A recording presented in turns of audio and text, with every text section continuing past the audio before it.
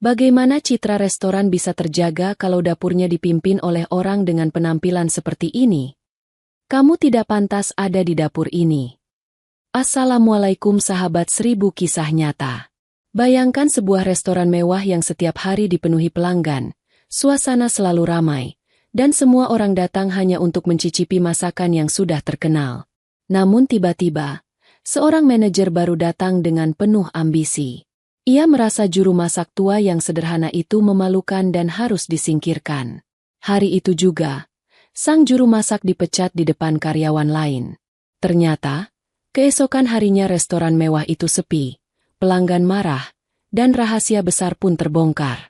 Sahabat semuanya, sebelum kita mulai ceritanya, mari semuanya untuk like, share, komen dari daerah mana kalian mendengarkan kisah ini, dan tentunya subscribe channel ini, agar kamu tidak ketinggalan kisah-kisah penuh inspirasi yang menggetarkan hati. Jangan lupa juga tekan tombol loncengnya, agar kamu jadi orang pertama yang tahu saat video terbaru hadir. Sekarang mari kita mulai ceritanya. Siang hari di jantung kota, ada sebuah restoran mewah yang setiap harinya tak pernah sepi pengunjung.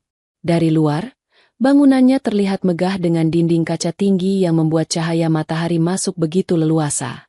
Papan nama restoran itu berlapis emas, mengkilap ketika terkena sinar. Setiap orang yang lewat selalu menoleh, karena dari balik kaca bisa terlihat meja-meja penuh tamu yang tertawa, berbincang, dan menikmati makanan dengan wajah puas. Di dalam, suasana begitu berbeda dengan hiruk-pikuk jalanan. Lantai marmer putih berkilau, dipadukan dengan karpet merah lembut di beberapa sudut. Lampu gantung kristal yang besar menjuntai di tengah ruangan, menyebarkan cahaya hangat yang membuat siapapun betah berlama-lama.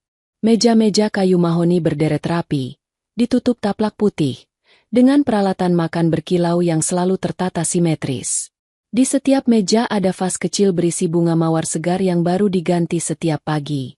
Para pramusaji dengan seragam hitam putih berjalan dengan langkah cepat namun sopan. Mereka menaruh buku menu, menuangkan air dingin ke gelas kristal, lalu menyunggingkan senyum yang terlatih. Begitu seorang pelanggan mengangkat tangan, mereka segera mendekat, penuh hormat, seolah-olah setiap tamu adalah raja. Namun, di balik pintu ayun menuju dapur, dunia berbeda berdenyut dengan irama tersendiri. Bunyi panci berdenting, uap panas mengepul, aroma bumbu menyebar memenuhi udara. Disinilah sebenarnya jiwa restoran itu bersemayam. Disinilah seorang lelaki sederhana, yang tak banyak diketahui orang, bekerja dengan tenang. Dialah Pak Jaya, seorang juru masak tua berusia 55 tahun. Penampilannya sama sekali tidak seperti bayangan koki di restoran mewah. Baju kokinya sudah agak pudar warnanya, celemek lusuh menutupi perut, dan wajahnya penuh keriput tanda perjalanan panjang hidup yang berat. Rambutnya memutih di beberapa bagian, tubuhnya agak membungkuk, namun kedua tangannya lincah saat memegang sendok kayu. Tangannya bergerak mantap, mengaduk kuah sup buntut, menaburkan bumbu, mencicipi dengan ujung lidah, lalu tersenyum tipis. Pak Jaya tidak pernah butuh banyak kata. Ia lebih suka bicara lewat masakan. Sup buntut bening buatannya terkenal mampu menghangatkan hati siapapun yang mencicipinya. Ikan bakar bumbu kuning buatannya membuat pelanggan selalu kembali. Sambal mentah yang ia racik dengan cobek tua, selalu terasa segar dan pas di lidah. Semua itu bukan sekadar resep, melainkan warisan turun-temurun dari keluarganya. Dan yang paling mengejutkan, tak ada satupun yang tertulis di buku. Semua hanya ada di kepalanya. Bagi para pelanggan setia, restoran ini bukan hanya tempat makan, melainkan tempat pulang. Ada kenangan di setiap suapan. Ada rasa rindu yang terobati dalam setiap aroma. Mereka tidak tahu siapa yang memasak, tapi hati mereka selalu berkata, ada cinta dalam setiap hidangan. Para koki muda di dapur sering memperhatikan Pak Jaya dengan kagum.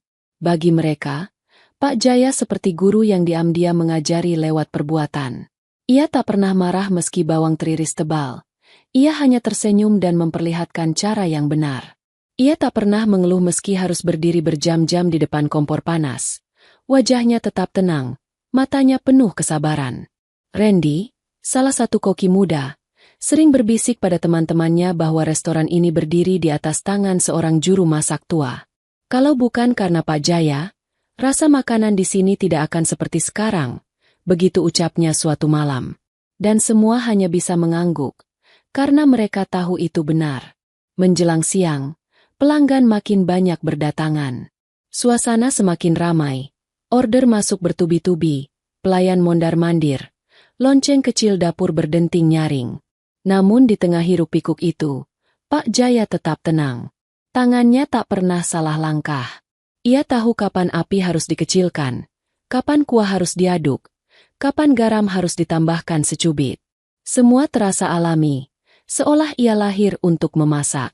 Hingga pada suatu siang yang cerah, restoran itu kedatangan seseorang yang baru. Sebuah mobil berhenti di depan, pintunya terbuka, dan keluar seorang perempuan muda berusia sekitar 30-an. Langkahnya anggun, penuh percaya diri. Rambutnya terikat rapi, kemeja putih bersih dipadu blazer abu-abu, tas hitam di tangan, dan bibirnya terlukis merah menyala. Matanya tajam, penuh ambisi, seperti orang yang datang dengan segudang rencana. Perempuan itu bernama Laura. Ia adalah manajer baru restoran tersebut, lulusan luar negeri, dikenal tegas, ambisius, dan punya gaya kepemimpinan yang keras. Dari caranya melangkah masuk, semua karyawan langsung tahu bahwa hari-hari mereka tidak akan sama lagi. Senyap seketika terasa di antara pramusaji yang sedang sibuk. Mereka saling pandang, sebagian berbisik, sebagian menunduk. Laura menatap sekeliling dengan pandangan mengukur, menilai dari lantai hingga langit-langit. Tidak ada senyum ramah, hanya tatapan dingin penuh hitungan. Sementara itu, di dapur, Pak Jaya masih berdiri di depan panci besar. Sendok kayu masih tergenggam di tangan tuanya. Uap kuah sup buntut naik perlahan, memenuhi udara dengan aroma yang menenangkan. Ia belum tahu bahwa langkah-langkah yang mendekat ke dapur itu akan membawa badai besar dalam hidupnya. Hari itu, segalanya terlihat biasa bagi semua orang. Restoran ramai, makanan lezat, pelanggan tersenyum. Namun sesungguhnya, detik itu juga, awal dari sebuah perubahan besar sedang masuk melewati pintu. Perubahan yang kelak membuat semua orang mengingat betapa rapuhnya sebuah kejayaan ketika lupa pada jiwa yang menjaganya. Dan di ambang pintu dapur, Laura berdiri dengan tatapan yang tajam, seolah siap mengguncang dunia kecil tempat Pak Jaya bertahun-tahun mengabdi dengan cinta. Laura melangkah masuk ke dapur restoran dengan penuh wibawa. Suara hak sepatunya terdengar jelas di lantai keramik yang putih mengilap. Semua koki muda spontan menundukkan kepala. Sebagian berhenti mengiris, sebagian pura-pura sibuk. Randy yang tadi sedang memotong cabai hampir menjatuhkan pisaunya. Karena tatapan Laura membuat lututnya gemetar. Laura tidak langsung bicara. Ia hanya berjalan perlahan sambil mengamati. Rak bumbu ia sentuh dengan jarinya. Meja potong ia lirik dengan dingin. Bahkan kipas penyedot asap ia periksa. Semua terlihat rapi. Tapi tetap saja wajahnya seakan tidak puas. Hingga akhirnya matanya berhenti pada sosok Pak Jaya yang berdiri di depan panci besar dengan sendok kayu di tangan. Pak Jaya menoleh sebentar. Lalu menunduk hormat. Senyumnya tipis, ramah, seperti selalu menyambut siapa saja yang datang. "Selamat datang, Bu," ucapnya pelan. Namun Laura tidak membalas dengan senyum. Ia mendekat, menatap dari ujung kepala hingga ujung kaki. Baju lusuh, celemek penuh noda, rambut sebagian memutih, dan sendok kayu tua di tangan. Laura mendengus kecil. Seolah apa yang ia lihat adalah sesuatu yang memalukan. "Ini restoran mewah, bukan warung kaki lima," ucap Laura dengan suara tajam. Semua karyawan kaget, menatap satu sama lain. Bagaimana citra restoran bisa terjaga kalau dapurnya dipimpin oleh orang dengan penampilan seperti ini? Suasana mendadak hening. Hanya terdengar suara uap dari panci besar yang berdesis pelan. Randy mencoba maju, ingin membela Pak Jaya. Tapi ia menahan diri. Ia tahu posisinya hanya koki muda, tidak punya hak bicara. Pak Jaya tidak menjawab. Ia hanya menunduk. Jemarinya masih menggenggam sendok kayu yang sudah menemaninya bertahun-tahun. Laura melanjutkan, suaranya semakin menusuk. "Saya lulusan luar negeri. Saya tahu standar restoran kelas dunia. Semua harus modern, semua harus seragam, semua harus profesional. Dan kamu, ia menunjuk langsung ke arah Pak Jaya, tidak pantas ada di dapur ini. Beberapa koki muda menahan napas. Randy bahkan mengepalkan tangan di balik celemeknya. Ia ingin berkata bahwa semua pelanggan datang justru karena masakan Pak Jaya, tapi bibirnya terkunci ketakutan. Dengan suara dingin, Laura mengucapkan kalimat yang membuat semua kaget. Mulai hari ini, kamu saya berhentikan. Kamu sudah terlalu tua, terlalu kuno, dan tidak sesuai standar yang saya bawa. Restoran ini harus berubah. Dan perubahan dimulai dari menyingkirkan yang usang. Kalimat itu jatuh begitu keras, seperti palu menghantam hati. Beberapa karyawan menoleh pada Pak Jaya, menunggu reaksinya. Namun lelaki tua itu hanya diam. Wajahnya tenang, meski matanya memerah menahan perasaan.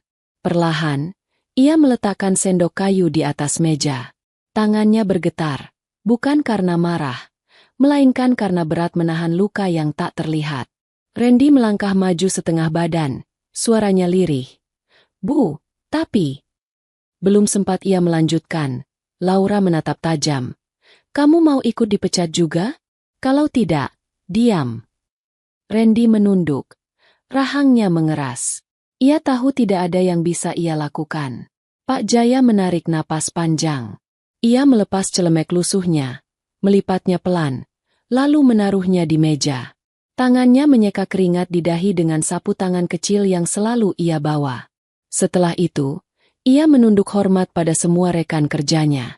Tidak ada satu kata pun keluar, hanya langkah perlahan meninggalkan dapur. Langkah itu terdengar berat. Setiap hentakan seakan menorehkan luka di hati mereka yang menyaksikan. Pintu ayun bergoyang sekali, 2 kali, lalu menutup rapat. Dan keheningan jatuh. Lebih berat dari uap panas yang masih memenuhi dapur. Beberapa koki muda menunduk. Ada yang menggigit bibir. Ada yang hampir menangis. Mereka tahu, tanpa Pak Jaya, dapur ini seperti kehilangan jantungnya. Di ruang makan, pelanggan masih sibuk bercakap. Mereka tidak tahu apa yang baru saja terjadi di balik pintu dapur.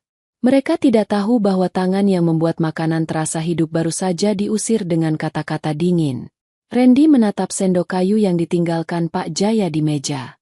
Tangannya ingin meraihnya, tapi ia ragu.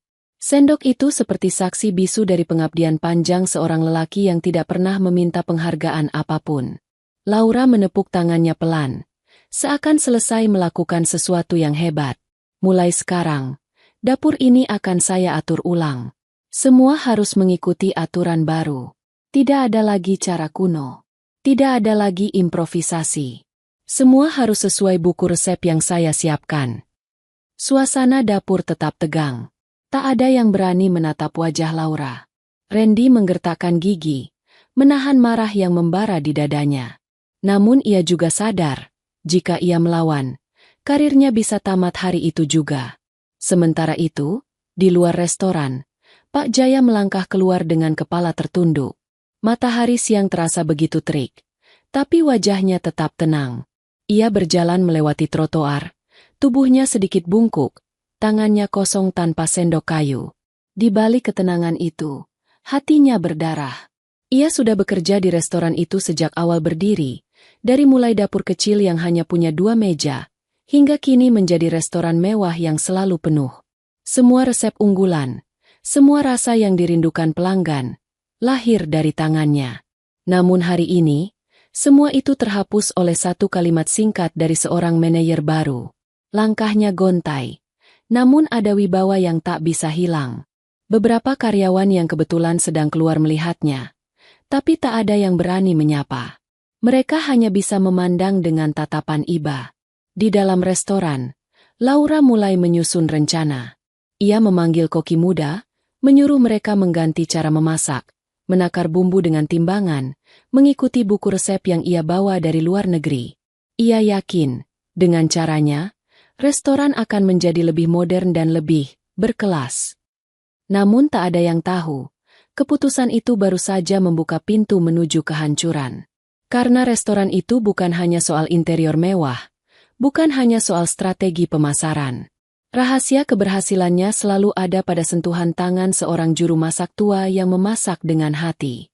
Dan ketika Pak Jaya melangkah menjauh, restoran itu seakan perlahan kehilangan napasnya. Hari pertama tanpa Pak Jaya dimulai seperti biasa. Matahari pagi menembus dinding kaca restoran. Meja-meja sudah tertata rapi dengan taplak putih bersih. Bunga mawar segar berjejer dalam vas kaca kecil, dan musik piano lembut mengalun di ruangan. Dari luar, tidak ada yang berbeda. Para pelanggan berdatangan. Sebagian besar sudah melakukan reservasi. Bahkan, antrean terlihat mengular di depan pintu masuk. Namun, sesuatu yang tak kasat mata sebenarnya sudah berubah. Di dapur, suasana terlihat tegang.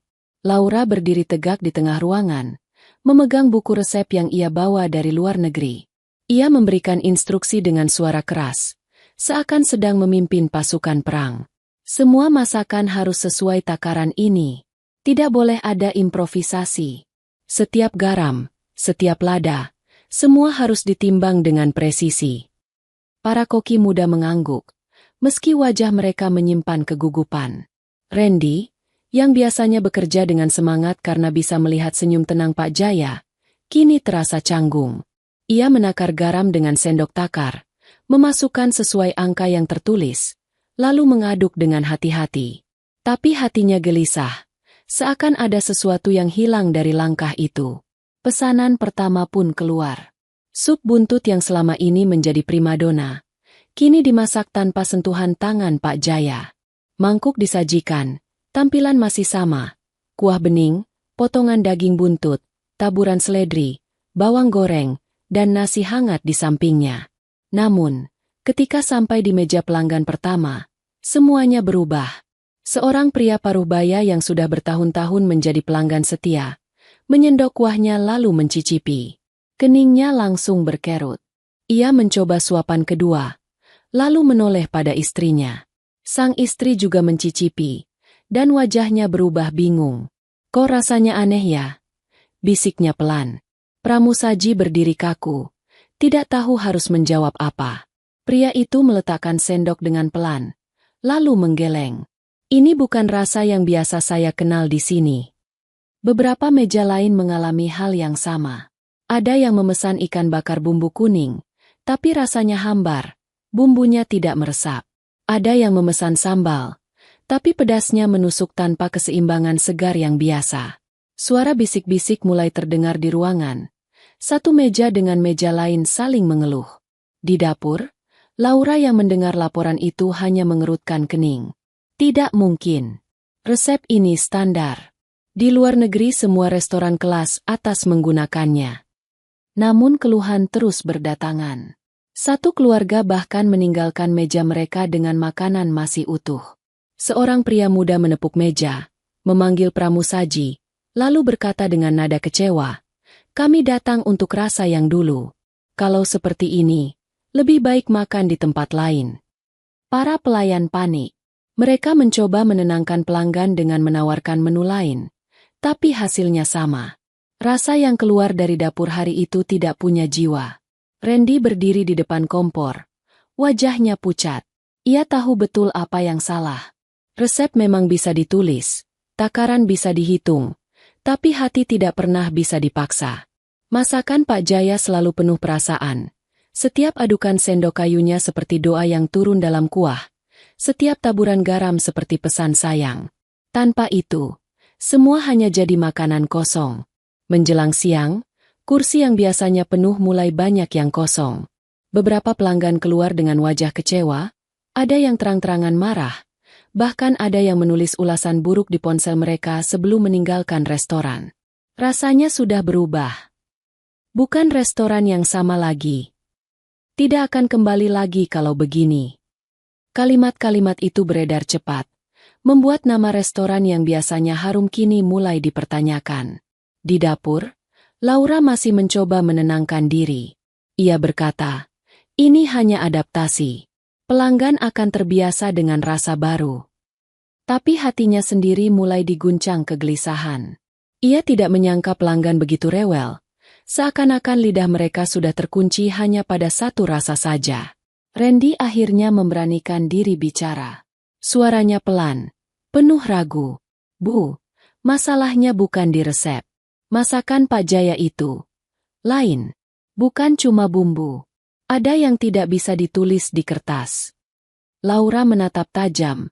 Wajahnya menegang. Kamu mau menyalahkan saya? Jangan mengada-ada.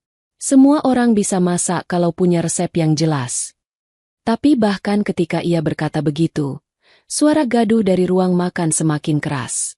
Pramusaji bolak-balik dengan wajah pucat. Ada pelanggan yang meminta uang kembali. Ada yang mengeluh langsung di depan kasir. Siang itu, restoran yang biasanya penuh sesak mendadak terasa kosong. Suara sendok garpu beradu dengan piring tak lagi terdengar ramai. Yang terdengar justru kursi-kursi yang ditarik cepat. Langkah kaki pelanggan yang keluar dengan kecewa, dan bisikan-bisikan yang menyakitkan. Beberapa koki muda menunduk. Wajah mereka penuh rasa bersalah. Mereka bukan tidak bisa memasak, tapi hati mereka terasa hampa tanpa kehadiran Pak Jaya. Sendok kayu tua yang ditinggalkannya di meja dapur seakan menjadi saksi bisu betapa kehilangan itu nyata. Menjelang sore, Laura akhirnya duduk di kursi kantor kecil di belakang dapur. Ia membuka ponselnya, membaca ulasan buruk yang masuk di situs pemesanan makanan. Matanya membesar, jantungnya berdegup kencang. Semua ini baru hari pertama tanpa Pak Jaya. Ia tidak ingin mengakuinya, tapi kenyataan mulai menampar. Restoran mewah dengan segala kemegahannya ternyata bisa runtuh hanya karena kehilangan satu sosok sederhana. Dan di luar sana, Pak Jaya berjalan pulang menuju rumah kecilnya. Ia tidak tahu bahwa tanpa dirinya, restoran yang ia cintai selama puluhan tahun itu kini sedang goyah, seperti kapal yang kehilangan nahkoda. Kabar tentang restoran yang tiba-tiba sepi menyebar lebih cepat dari yang dibayangkan. Ulasan buruk bermunculan di media sosial. Pelanggan lama merasa kecewa, bahkan ada yang terang-terangan menulis bahwa restoran itu sudah tidak punya rasa. Manajer shift mencoba menutupi masalah, tetapi semakin hari, suara kekecewaan makin nyaring. Di lantai atas sebuah gedung megah, pemilik restoran membaca laporan itu dengan wajah tegang. Namanya Pak Surya, seorang pria berusia 60-an yang masih tampak gagah dengan setelan jas sederhana. Ia sudah lama mempercayakan operasional restoran kepada manajer-manajer muda, tapi kali ini matanya tidak bisa menipu. Angka-angka penjualan menurun drastis hanya dalam 2 hari. Telepon komplain masuk terus-menerus. Dan satu nama berulang kali disebut, Pak Jaya. Pak Surya menutup laporan itu dengan tangan bergetar. Ada apa sebenarnya? Bukankah restoran ini selalu penuh karena rasa masakan yang khas? Gumamnya lirih. Tanpa banyak pikir, ia turun langsung ke restoran. Mobil hitamnya berhenti tepat di depan pintu kaca. Saat ia masuk, pramusaji yang sedang menunduk panik segera memberi hormat. Beberapa pelanggan yang masih duduk melirik, sebagian wajahnya muram, sebagian sudah bersiap pergi dengan kecewa. Pemandangan itu membuat dada Pak Surya terasa sesak. Mana Laura? Suruh dia temui saya sekarang. Suaranya lantang, membuat seluruh ruangan terdiam. Laura yang sedang berada di dapur buru-buru keluar. Ia masih berusaha tampil tenang, meski keringat dingin membasahi pelipisnya. Ia menyambut dengan senyum tipis. Pak Surya, selamat siang. Apa kabar? Tatapan Pak Surya tajam. Tidak usah basa-basi. Saya ingin tahu, kenapa 2 hari ini restoran kita seperti kuburan? Kenapa pelanggan lama menulis ulasan buruk? Dan kenapa nama Pak Jaya muncul di hampir semua keluhan? Suasana hening. Beberapa pramusaji pura-pura sibuk membereskan meja padahal telinga mereka tajam mendengar percakapan itu. Laura menarik napas, mencoba menjawab dengan suara mantap. Pak, saya melakukan penyegaran. Restoran ini harus naik kelas, harus modern. Penampilan Pak Jaya tidak sesuai dengan citra yang ingin saya bangun. Saya memutuskan untuk memberhentikannya. Semua karyawan yang mendengar ucapan itu menahan napas. Ada yang menggenggam tangan erat-erat, ada yang menunduk dalam-dalam. Pak Surya terdiam sejenak. Wajahnya memerah menahan amarah. Kamu bilang, kamu memecat Pak Jaya. Suaranya bergetar, namun kali ini penuh ledakan. Tahukah kamu siapa dia? Tahukah kamu sejak kapan dia ada di sini? Restoran ini tidak akan ada kalau bukan karena tangannya. Laura mundur selangkah. Wajahnya kaku. Tapi Pak, cara masaknya kuno. Ia tidak mengikuti standar internasional. Penampilannya juga membuat kesan restoran ini menurun.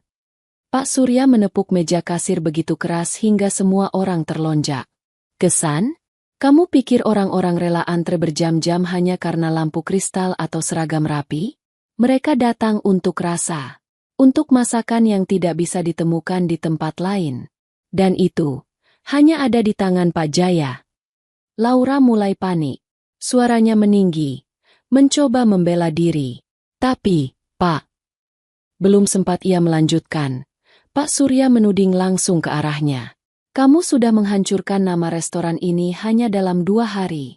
Saya tidak akan biarkan lebih lama. Kamu, sekarang juga, pergi temui Pak Jaya. Minta maaf. Bawa dia kembali. Kalau tidak, restoran ini akan benar-benar tutup. Kata-kata itu bergema, membuat dada semua orang bergetar. Beberapa pelayan menunduk menahan haru. Sebagian hampir menitikkan air mata karena akhirnya ada yang membela Pak Jaya. Laura tercekat. Wajahnya memucat. Ia ingin menolak. Ingin mempertahankan gengsi. Tapi tatapan Pak Surya tajam bagai pisau. Ia tahu tidak ada pilihan. Pak, saya. Suaranya bergetar. Saya akan menemui dia. Pak Surya menatapnya lama. Lalu mengucap dengan nada dingin. Jangan kembali ke sini sebelum kau berhasil membawa dia. Ingat, restoran ini berdiri bukan karena teori yang kau bawa dari luar negeri. Restoran ini hidup karena hati yang ada di setiap masakan. Laura menunduk dalam-dalam, lalu melangkah pergi dengan wajah malu. Seluruh karyawan menatapnya. Ada yang puas, ada yang iba. Tapi satu hal yang sama, semua merindukan sosok Pak Jaya kembali ke dapur itu. Di luar, langit sore meredup. Laura masuk ke mobilnya. Napasnya berat. Untuk pertama kalinya, gengsinya runtuh. Ia harus menemui orang yang ia hina, orang yang ia singkirkan, orang yang kini menjadi kunci hidup matinya. Sementara itu, jauh dari gemerlap kota, di sebuah rumah sederhana dengan dinding papan dan atap seng berkarat, Pak Jaya duduk di kursi kayu tua. Ia menatap langit yang mulai berwarna oranye. Ditemani secangkir teh hangat. Tangannya yang kasar masih terasa getaran sendok kayu yang ditinggalkannya kemarin. Ia tidak tahu bahwa sebentar lagi, pintu rumah sederhananya akan diketuk oleh orang yang membuat hatinya hancur, dengan wajah penuh penyesalan. Langit mulai berganti warna. Jingga sore merambat pelan, burung-burung berterbangan kembali ke sarang, dan angin sore membawa aroma tanah basah dari ganggang kecil di pinggiran kota. Di sebuah rumah sederhana berdinding papan, dengan atap seng yang berkarat di beberapa sudutnya, seorang lelaki tua duduk sendirian di kursi kayu. Dialah Pak Jaya. Di meja kecil di hadapannya hanya ada secangkir teh hangat dan sepiring singkong rebus. Kesederhanaan itu bukanlah sesuatu yang baru baginya. Ia sudah terbiasa hidup seadanya, meski puluhan tahun bekerja di restoran yang kini terkenal mewah. Matanya menerawang jauh. Seakan masih bisa melihat uap sup buntut yang naik dari panci besar di dapur restoran. Tangannya terasa kosong tanpa sendok kayu yang biasa menemaninya. Di dalam rumah itu, suara kipas angin tua berputar berderit pelan. Dinding papan dipenuhi gantungan kalender lama, jam dinding bulat yang sudah menguning, dan foto hitam putih almarhum istrinya. Setiap kali menatap foto itu, hatinya seperti diisi ulang dengan kesabaran. Di luar, sebuah mobil hitam berhenti tepat di depan gang kecil. Dari dalam mobil, turunlah seorang wanita muda dengan langkah ragu. Wajahnya pucat. Matanya memerah menahan rasa malu. Dialah Laura. Masih mengenakan blazer abu-abu yang tadi dipakai di restoran. Tapi kali ini langkahnya tidak seanggun sebelumnya. Ada beban besar yang menekan pundaknya. Ia menoleh ke kanan dan kiri, agak bingung dengan lingkungan yang sederhana ini. Jalan tanah sempit. Anak-anak kecil berlari tanpa alas kaki. Ibu-ibu menjemur pakaian dengan senyum ramah. Kontras sekali dengan dunia mewah yang biasa ia tempati. Dan disinilah ia harus mencari sosok lelaki tua yang kemarin ia pecat dengan kata-kata dingin. Laura menarik napas dalam-dalam, lalu berjalan menuju rumah papan itu. Tangannya sempat bergetar ketika hendak mengetuk pintu, tapi akhirnya ia memberanikan diri. Tok, tok, tok. Suara ketukan pelan itu membuat Pak Jaya menoleh. Ia bangkit perlahan, membuka pintu, dan terkejut melihat siapa yang berdiri di hadapannya. Wajahnya tetap tenang, meski dalam hatinya ada luka lama yang mendadak terasa lagi. Laura? Suaranya pelan, hampir seperti bisikan. Laura menunduk dalam-dalam. Untuk pertama kalinya, gengsi yang selalu ia banggakan runtuh. Pak, saya datang untuk meminta maaf. Suasana hening. Anak-anak kecil yang tadi berlarian berhenti sebentar, memperhatikan dari kejauhan. Ibu-ibu yang menjemur pakaian berbisik satu sama lain. Jarang sekali mereka melihat wanita berpakaian rapi turun dari mobil mewah di gang kecil itu. Pak Jaya tetap berdiri di depan pintu, tidak langsung menjawab. Matanya menatap dalam, seakan ingin menembus kata-kata Laura. Laura meremas tangannya, lalu menunduk semakin rendah. Pak, saya salah. Saya terlalu sombong. Saya tidak mengerti apa arti sebenarnya dari rasa yang Bapak bawa ke dapur. Restoran, sekarang sepi, pelanggan pergi, semua berantakan. Pak Surya marah besar, dan beliau menyuruh saya untuk meminta Bapak kembali. Tolong, Pak, kembalilah. Suara itu bergetar, bahkan hampir patah di ujung kalimat. Air mata yang sedari tadi ia tahan akhirnya menetes, jatuh ke tanah. Pak Jaya menarik napas panjang. Laura, kau tahu, bukan soal aku dipecat. Aku sudah tua. Aku tidak pernah mengejar jabatan atau gaji besar. Tapi yang membuatku sedih adalah ketika masakan hanya dianggap angka, hanya dianggap standar. Padahal masakan itu harus punya hati. Harus ada cinta di dalamnya. Tanpa itu, hanya ada panci dan bumbu kosong. Laura menutup wajahnya dengan tangan. Ia terisak, sesuatu yang tak pernah ia tunjukkan sebelumnya. Saya mengerti sekarang, Pak. Saya terlalu buta oleh ambisi.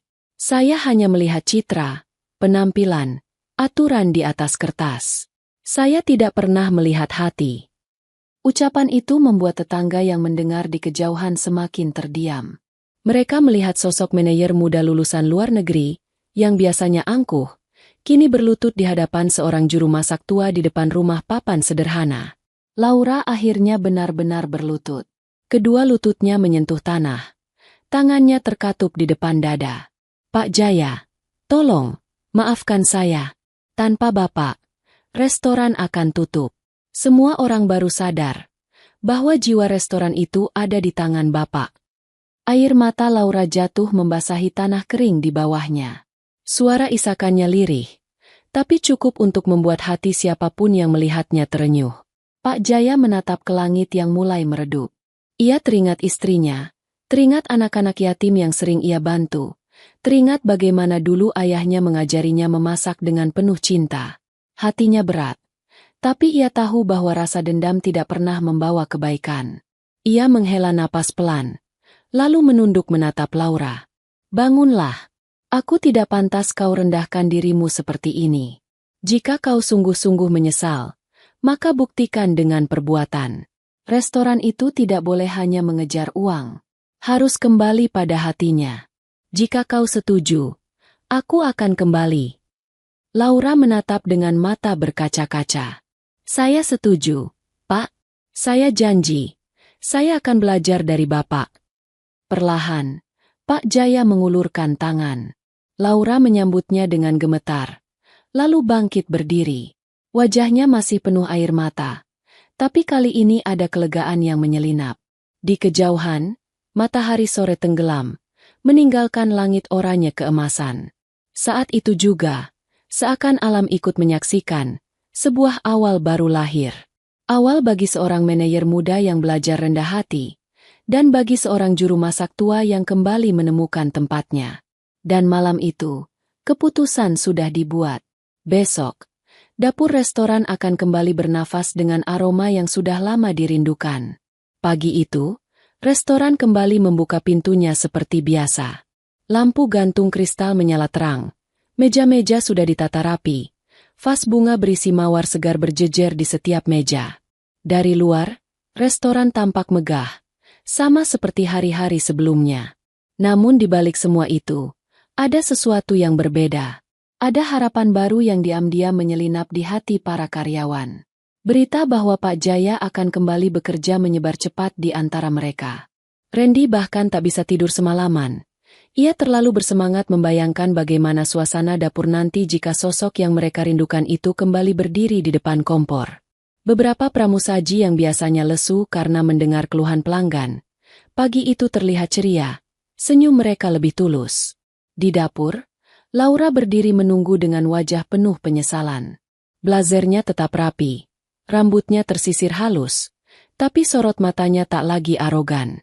Ia beberapa kali menghela napas panjang, seakan ingin meyakinkan dirinya sendiri bahwa ia benar-benar siap untuk berubah. Pintu dapur terbuka perlahan. Semua kepala menoleh, dan di sana tampaklah sosok yang mereka nanti. Pak Jaya masuk dengan langkah pelan. Baju kokinya masih lusuh, celemek kain yang sama ia kenakan, dan di tangannya kembali tergenggam sendok kayu yang sempat ia tinggalkan. Keheningan seketika menyelimuti dapur. Lalu, satu persatu, karyawan menundukkan kepala sebagai bentuk hormat. Randy tersenyum lebar. Matanya berkaca-kaca. "Pak," ucapnya lirih. Hampir tak percaya akhirnya ia melihat lagi sosok itu di dapur. Pak Jaya tersenyum tipis. "Aku hanya seorang juru masak. Nak, mari kita bekerja seperti biasa." Laura melangkah maju, menunduk dalam-dalam. "Pak, terima kasih sudah bersedia kembali. Saya berjanji, mulai hari ini saya akan mendengarkan. Saya ingin belajar dari Bapak." Pak Jaya menepuk bahunya pelan, sebuah isyarat bahwa ia sudah memaafkan. "Kalau begitu, mari kita mulai." Dapur ini terlalu lama kehilangan jiwanya. Suasana yang tadinya canggung mendadak berubah. Semua orang merasakan semangat yang berbeda. Api kompor dinyalakan, panci besar dipanaskan, dan aroma bawang putih kembali memenuhi ruangan. Pak Jaya berdiri di depan panci. Tangan tuanya kembali mengaduk dengan sendok kayu. Setiap gerakannya tenang, penuh keyakinan. Randy memperhatikan dengan seksama, seakan sedang menonton pertunjukan yang ia rindukan. Laura pun ikut berdiri di sisi dapur. Matanya serius memperhatikan, kali ini tanpa sedikit pun niat untuk mengkritik. Pesanan pertama hari itu masuk. Sup buntut. Semua mata menoleh ke arah Pak Jaya. Dengan langkah pasti, ia menyiapkan bumbu, menaburkan garam secukupnya, memeras jeruk nipis, dan menunggu kuah mendidih. Tangannya tidak pernah terburu-buru. Setiap gerakan seperti sedang berbicara dengan api. Ketika sup dituangkan ke dalam mangkuk, aroma hangat langsung menguar, memenuhi dapur. Semua orang menahan napas, menunggu saat hidangan itu sampai di meja pelanggan. Pramusaji membawa mangkuk itu keluar dengan hati-hati. Beberapa menit kemudian, terdengar suara dari ruang makan. Seorang pelanggan tua yang sudah lama tidak puas, kini tersenyum lebar setelah mencicipi sendok pertama. Ia menepuk meja, matanya berbinar. "Inilah rasa yang kami cari. Inilah restoran yang dulu." Seperti rantai yang merambat cepat, senyum pelanggan lain ikut muncul. Mereka mengangguk, mereka berbicara satu sama lain dengan semangat. Bahkan ada yang langsung memesan menu tambahan. Suasana restoran mendadak hidup kembali. Kursi-kursi yang kemarin kosong mulai terisi. Tawa kembali terdengar. Suara sendok beradu dengan piring terdengar meriah. Pramusaji berlarian dengan wajah lega, seakan beban berat yang selama ini menghantui mereka akhirnya terangkat. Di dapur, Randy menatap Pak Jaya dengan bangga. "Pak, Bapak benar. Tidak ada yang bisa menggantikan rasa ini." Pak Jaya hanya tersenyum. "Ingatlah, Nak, masakan bukan hanya soal bumbu. Masakan harus dibuat dengan hati. Jika hatimu tulus, maka rasa akan sampai pada orang yang menikmatinya." Laura mendengarkan setiap kata dengan serius. Ia tahu, kalimat sederhana itu adalah pelajaran terbesar dalam hidupnya. Semua teori, Semua standar modern yang ia bawa, tak ada artinya tanpa hati. Hari itu, restoran kembali ramai seperti dulu, bahkan lebih ramai. Kabar tentang kembalinya rasa lama menyebar dari mulut ke mulut. Pelanggan lama kembali datang, pelanggan baru berdatangan. Restoran yang sempat terancam tutup kini kembali bersinar. Pak Surya yang datang sore harinya hanya bisa tersenyum puas. Ia menepuk bahu Pak Jaya dengan hangat. Kau memang jiwa restoran ini. Tanpamu, semua hanyalah bangunan kosong. Pak Jaya menunduk rendah. Saya hanya melakukan apa yang saya cintai. Pak, biar rasa yang bicara. Dan rasa itu benar-benar bicara hari itu. Dari meja ke meja, dari lidah ke lidah, dari hati ke hati, restoran kembali hidup. Namun, di balik semua kegembiraan itu, masih ada satu rahasia yang belum diketahui siapapun. Rahasia mengapa Pak Jaya memilih hidup sederhana meski sudah bekerja di restoran mewah selama puluhan tahun. Rahasia itu, kelak akan terungkap dengan cara yang membuat semua orang meneteskan air mata. Hari-hari setelah kembalinya Pak Jaya menjadi titik balik yang luar biasa. Restoran yang sempat sepi dan penuh keluhan kini kembali hidup. Dari pagi hingga malam, antrean panjang kembali terlihat di depan pintu kaca besar. Orang-orang rela berdiri berjam-jam demi bisa merasakan kembali rasa lama yang sudah mereka rindukan. Suara ramai terdengar di ruang makan. Tawa pelanggan, obrolan hangat antar keluarga, sendok yang beradu dengan piring, semua kembali menjadi melodi yang dulu sempat hilang. Para pramusaji yang kemarin lesu, kini berjalan dengan langkah ringan. Senyum mereka kembali tulus, mata mereka berbinar, seolah rasa lelah pun hilang setiap kali melihat wajah pelanggan yang puas. Di dapur, suasana juga berubah.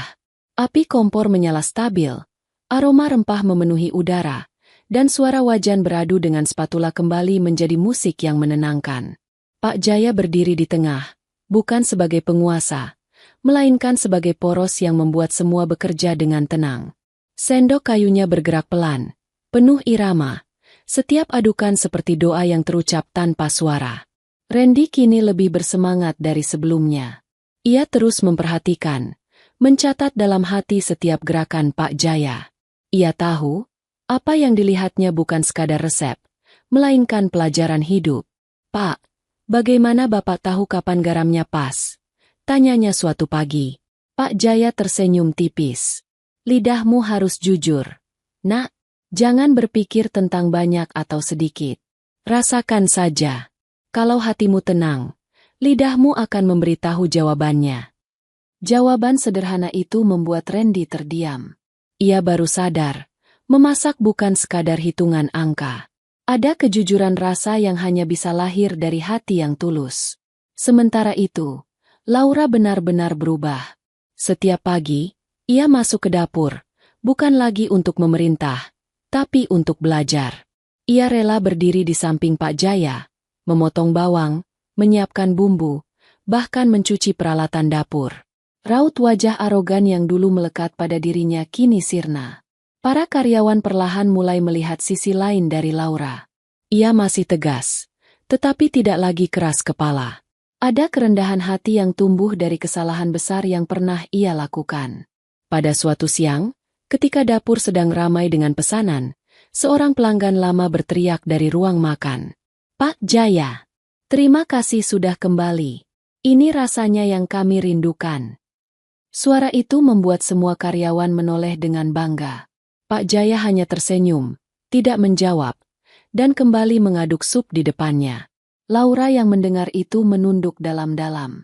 Air matanya hampir menetes, bukan karena cemburu, melainkan karena kagum.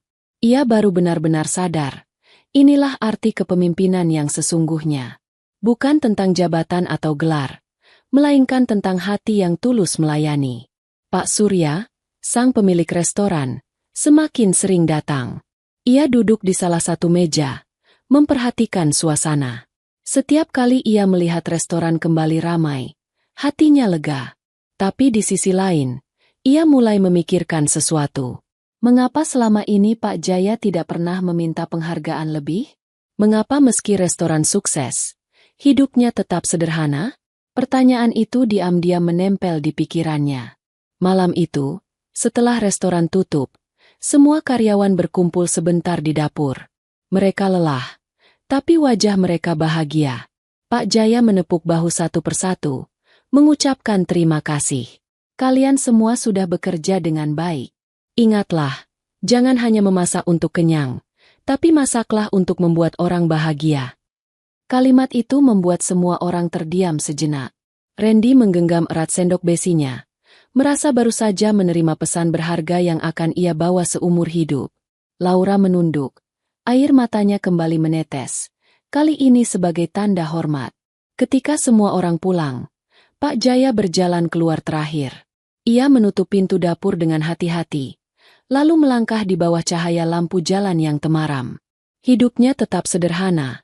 Langkahnya tetap pelan, tapi ada wibawa besar yang memancar dari dirinya. Dan malam itu, ketika Pak Surya mengamati dari kejauhan, hatinya semakin penasaran. Ia tahu, suatu saat, ia harus mencari tahu alasan mengapa lelaki tua yang menjadi jiwa restoran itu tetap memilih hidup sederhana. Malam itu, setelah semua pelanggan pulang dan restoran benar-benar lengang, Pak Surya duduk sendirian di salah satu meja dekat jendela besar. Ia memandangi jalanan kota yang sudah mulai sepi. Secangkir kopi hitam ada di depannya, tapi sudah dingin. Pikirannya tidak bisa berhenti memutar kembali semua kejadian beberapa hari terakhir. Restoran hampir runtuh hanya dalam 2 hari, lalu kembali bangkit hanya karena satu orang, Pak Jaya. Namun yang membuat Pak Surya semakin gelisah adalah satu hal yang terus berputar di kepalanya. Mengapa lelaki itu tetap hidup sederhana? Mengapa setelah puluhan tahun bekerja di restoran mewah ini, ia masih tinggal di rumah papan dengan atap seng berkarat? Gajinya memang tidak besar, tapi cukup untuk hidup layak. Kalau ia mau, ia bisa menabung dan memperbaiki rumah, membeli motor, atau setidaknya hidup sedikit lebih nyaman. Tapi kenyataannya, ia tetap memilih kesederhanaan. Rasa penasaran itu semakin kuat. Pak Surya memutuskan mencari tahu sendiri.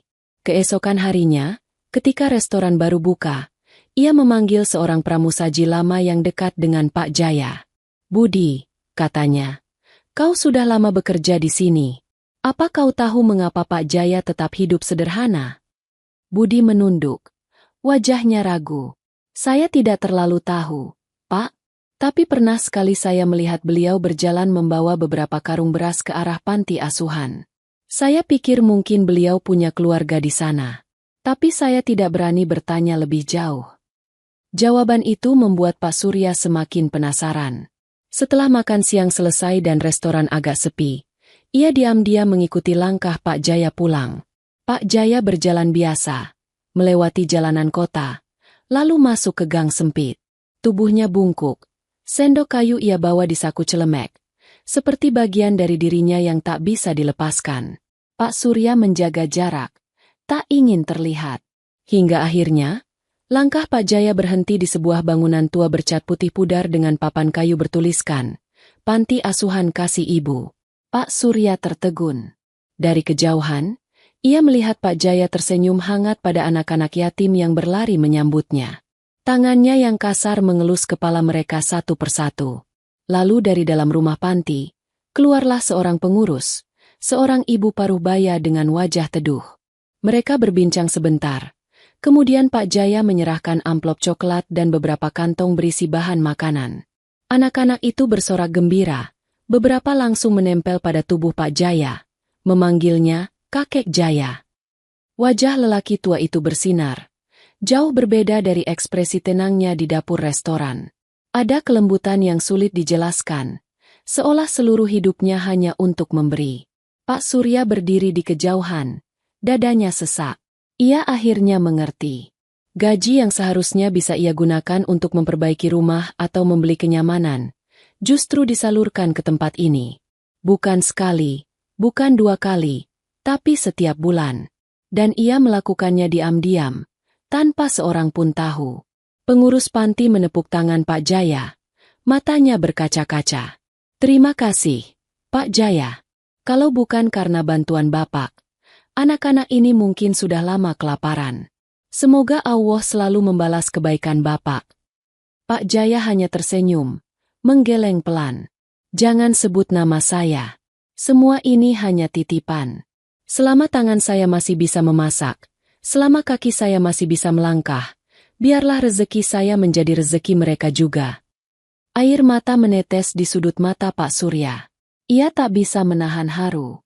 Sosok yang selama ini ia kira hanya juru masak sederhana, ternyata menyimpan hati yang jauh lebih besar dari yang pernah ia bayangkan. Malam itu, Pak Surya pulang dengan langkah berat. Ia merasa malu pada dirinya sendiri. Selama ini, ia terlalu bangga dengan bangunan megah restoran, terlalu sibuk dengan laporan angka, dan lupa bahwa jiwa restoran itu tidak pernah ada di gedung atau lampu kristal. Jiwa itu ada pada seorang lelaki tua dengan celemek lusuh, yang memasak bukan untuk dirinya sendiri, melainkan untuk cinta yang ia bagikan pada orang lain.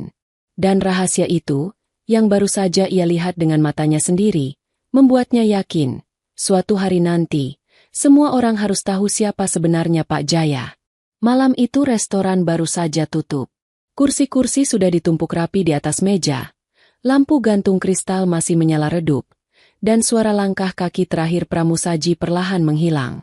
Tinggallah Pak Jaya sendirian di dapur. Seperti biasanya. Ia sedang mencuci sendok kayu kesayangannya dengan hati-hati. Seakan benda sederhana itu adalah harta berharga yang tidak ternilai. Dari pintu belakang, langkah berat terdengar masuk. Pak Surya muncul dengan wajah tenang, namun matanya menyimpan sesuatu. Ia sudah berhari-hari memendam rahasia yang ia ketahui, dan malam ini ia tidak bisa lagi menahannya. Pak Jaya, panggilnya pelan. Pak Jaya menoleh, lalu tersenyum ramah. Pak Surya, kenapa malam-malam begini masih di sini? Bukankah sudah waktunya istirahat? Pak Surya mendekat, duduk di bangku kayu dekat meja dapur. Ia menatap dapur yang kini sepi, berbeda sekali dengan siang tadi yang penuh hiruk-pikuk. Saya memang ingin bicara, hanya dengan Bapak, tanpa orang lain. Pak Jaya mengangguk, lalu meletakkan sendok kayu di sampingnya. Ia duduk berhadapan dengan sang pemilik restoran. Dua lelaki tua, dua sahabat lama. Tapi selama ini jarang benar-benar membuka hati satu sama lain. Beberapa saat suasana hanya diisi keheningan. Kipas angin tua di sudut berderit pelan, dan dari jendela belakang, suara jangkrik malam terdengar samar. Akhirnya Pak Surya bicara. Saya tahu, Jaya. Saya tahu rahasia yang selama ini kau sembunyikan. Pak Jaya terdiam. Alisnya berkerut, tapi ia tidak bertanya. Ia hanya menatap mata Pak Surya, menunggu. Saya melihatmu, lanjut Pak Surya. Saya melihatmu datang ke panti asuhan itu. Saya melihatmu membawa beras, bahan makanan, dan amplop. Anak-anak itu memanggilmu kakek. Kau, selama ini menyumbangkan gajimu untuk mereka, bukan? Pak Jaya menunduk pelan. Tidak ada tanda terkejut. Seolah ia sudah menduga bahwa rahasianya pada akhirnya akan terbongkar. Ya, Pak. Saya tidak punya siapa-siapa lagi di rumah. Anak-anak yatim itu sudah saya anggap keluarga. Mereka yang memberi saya alasan untuk terus memasak, untuk terus hidup. Pak Surya menghela napas berat. Tapi kenapa tidak pernah cerita? Kenapa tidak pernah minta tambahan gaji? Kenapa tetap hidup susah? Padahal restoran ini berdiri di atas tanganmu. Pak Jaya tersenyum samar. Saya tidak butuh banyak, Pak. Makan singkong pun cukup. Hidup sederhana membuat hati saya lebih tenang. Kalau saya minta lebih, mungkin saya akan lupa berbagi. Lagi pula, bukankah rezeki itu bukan untuk ditimbun, tapi untuk dibagikan? Mata Pak Surya berkaca-kaca. Ia memegang tangan Pak Jaya erat-erat. Kau benar-benar berbeda, Jaya. Kau bukan hanya juru masak. Kau guru bagi kami semua. Aku malu. Bertahun-tahun aku hanya menghitung untung rugi, sementara kau diam-diam membagi hidupmu untuk orang lain. Pak Jaya hanya menggeleng. Saya tidak ingin dipuji.